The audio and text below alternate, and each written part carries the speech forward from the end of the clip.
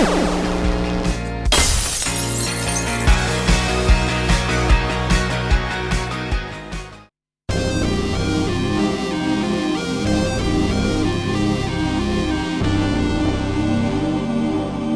it's Gadget UK here again. Sorry about the rain, awful weather again, as usual. As you can see, this time we're looking at a Gameboy Advance. So I'll just get the batteries in here. I'm told this does not power up, and my first thoughts were perhaps an internal fuse or something. Yeah, you can see the power LED there, nothing. So, I mean, there's no signs of corrosion on the battery compartment here. Might be internally. Maybe there is. I don't know. Yeah, there is. Can you see down there just a little bit? Yeah, maybe we've got some corrosion in there. So, or maybe it's not. It's hard to tell. It could just be. It looks like there's some sponge or something on the inside, and it's got bits of dirt on it. So, anyway, we'll get the back off here. It looks like it's these tri-wing. You know, the tri-wing screws, same as the DS and the Game Boy and stuff. So, we'll get the back off. Yes, the corrosion might not be as bad as first thought, really. You can see, obviously, the battery contacts underneath are a real state, and these pads here for the start and select, there's going to need some cleaning up to be done around here, and maybe some reflowing on one or two of these nearby components. But actually, they look alright. It doesn't look like the acid's got that far. It's probably alkaline, actually. There's a bit of a misconception, really, that these things are acid, battery acid damage. Actually, most of the time it's alkaline. And you can use acetic acid, vinegar, to help neutralise it, and then perhaps give it a wash in some isopropyl or something, just clean off any residue and try and just give it a final neutralise there. But yeah, the corrosion doesn't seem to have reached anywhere else on the PCB. The worst part actually is this side of the board, but on the other side, if you flip it over, it's not too bad. I need to check that. It's marked F. I think that's a fuse, but it seems to be predominantly just here. It doesn't look like it's it's got any further than sort of around that area there. Obviously, this will need cleaning up as well, and the other side. It's still holding in one piece. Sometimes these things disintegrate quite badly, but it seems to be surface corrosion more than anything.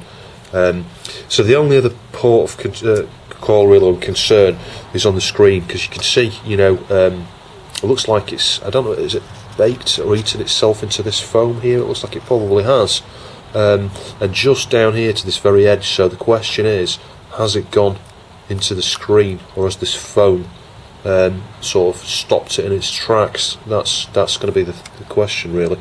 We may well have a problem at the bottom of the display here.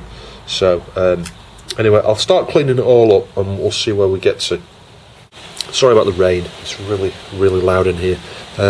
Anyway, you can see what I've done here is I damped some paper towel with a load of isopropyl and scrubbed it really hard, and actually the crystallised stuff that was on there just sort of came off. It looks really super clean now. You can see the indentation here of where the battery area sort of resides, but there's none of that crystalline alkaline or whatever it is that was in there. So that's all come out.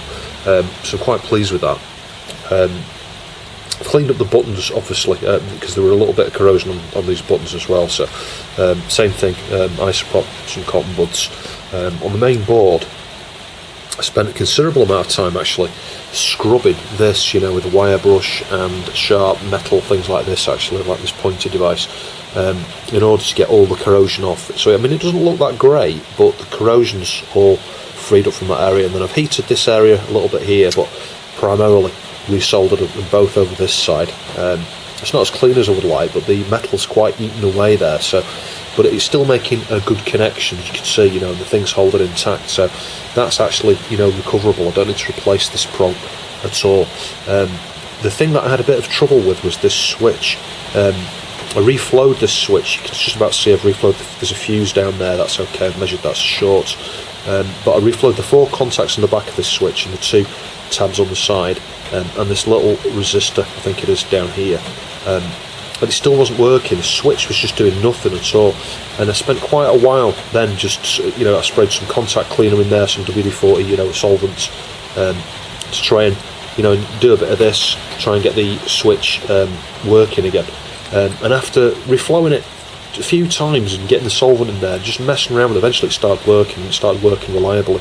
So I think some of the, I've seen this before. It did the same thing on the Neo Geo where it was, well, not quite the same. It got into a pot on the Neo Geo, and the pot wasn't working properly. But after getting some solvent in there and heating it repeatedly and various, the various solder contacts there, and then physically actually utilising the switch or the pot in the case of the Neo Geo Pocket, you got suddenly starts working. You get the crud or the crystallised stuff that's actually formed in there off the tracks and off the contacts and things. Eventually it starts to work, so that's working really well now. It's not as good as I would like down here, but there's very little clearance.